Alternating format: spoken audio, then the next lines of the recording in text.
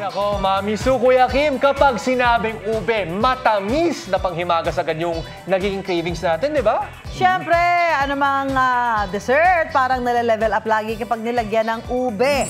Uber loaded naman talaga, kaya patok na sangkap yan sa iba't ibang idea para magnegosyo. Sabay-sabay tayong matakam sa ube sa kwentong inalam ni Salima Refran. Ube. Ang matamis at madalas hindi nawawalang panghimagas ng mga Pinoy. Paboritong gawing flavoring o pampalasa sa mga cake at pie, ginagamit din palang pampasarap ng ulam. Ube craze it is. Hindi na lang sa halaya at jam bumibida ang ube dahil patok din ang cake na mula mamon hanggang palaman at frosting, purong ube ang gamit. Ito pong business na to ay sinimulan sa Mindanao. Ang ube ay isa sa mga produktong ginagawa sa Mindanao. Dahil sa hilig sa panghimagas, naisipan ng may-ari na magsimula ng cake business. Ang unang-unang product po na ginawa namin is ube cake po talaga. Gumagamit po kami ng ube na galing sa farm, dinudurog po namin ito at saka po namin niluluto. Dahil nakafocus lang sa paggawa ng ube cake, madaling nakilalang produkto.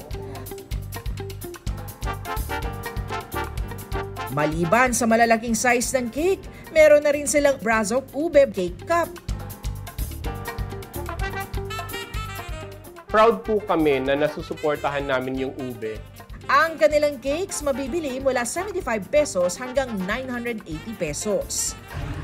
Paggawa ng ube artisan pie naman ang negosyong tinututukan ni Lee. Yung original, yung owners kasi nito, based sila sa New York. And since the 90s, Filipino food yung sinaserve nila doon. First offer namin, buko ube pie. Then nagkaroon ng ube taro. Yung recipe na ginagamit namin ngayon, original talaga siya nung owners since the 90s. Then ang iniba lang namin, gumamit kami ng mas local na product. Sa paggawa ng crust, pagsasamahin lang ang harina, butter at asin. Mamasahin saka hahaluan ng tubig. Ang ube fillings naman na kanilang ginagamit, purong ube at asukal lang. Pagukuloan ng ube at gabi saka isasalang sa food processor para maging pino. So naisip namin, gawin natin mas local. So, ube and taro. Then may pinipig sa taas para may crunch. So, may texture. Mahalaga yon sa concept ng resto namin na mas nagagamit yung mga local ingredients in other ways. Mas pwede mo siya introduce sa international market. So, nagkakaroon din tayo ng influence. Dapat alam mo na may 3 klase ng ube ayon sa National Seed Industry Council. Ang Basco o yung maputi ang laman. Zambales ube o yung purong violet ang laman at ang Leyte ube o yung may kulay rosas at puti ang laman. Kung hindi naman daw sweet tooth, ang kainang ito sa Cubao, sa ulam ginagawang sangkap ang ube, ang kanilang sinigang na baboy sa ube. Ang ino-offer namin, Kapampangan food. Dati, yung siniserve lang namin, gabi. Tapos pumasok sa isip ko na itry namin yung ube. Inaral talaga ni Chef Louie kung ano pang pagkain ang pwedeng sahugan ng ube.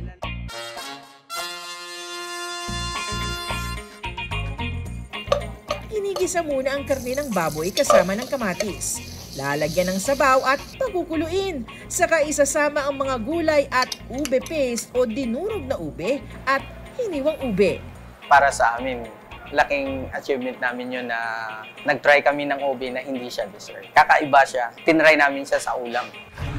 Ube is everywhere, kaya Uber din sa dami ng pakinabang. Ako, si Salima Refran at yan ang kwentong dapat alam mo.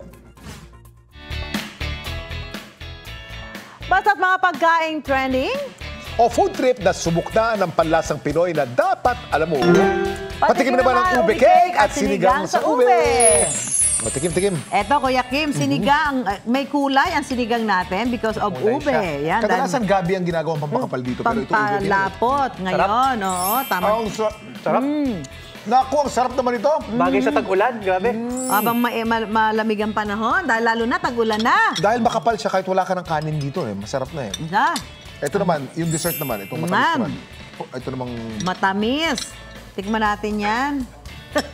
Makikuha tayo kay Kuha tayo kay Kuya Kim. Ay, lasang-lasa yung ube. Hindi ganun katamis. Tama lang yung lasa niya.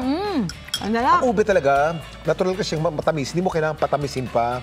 Lagyan mo lamang ng gatas at kaunting asukal lamang. Pwede na. Pwede Kaya na di ba siya. yung halaya, yung ube halaya, pag ganyan talagang totoong ube, Walang halo.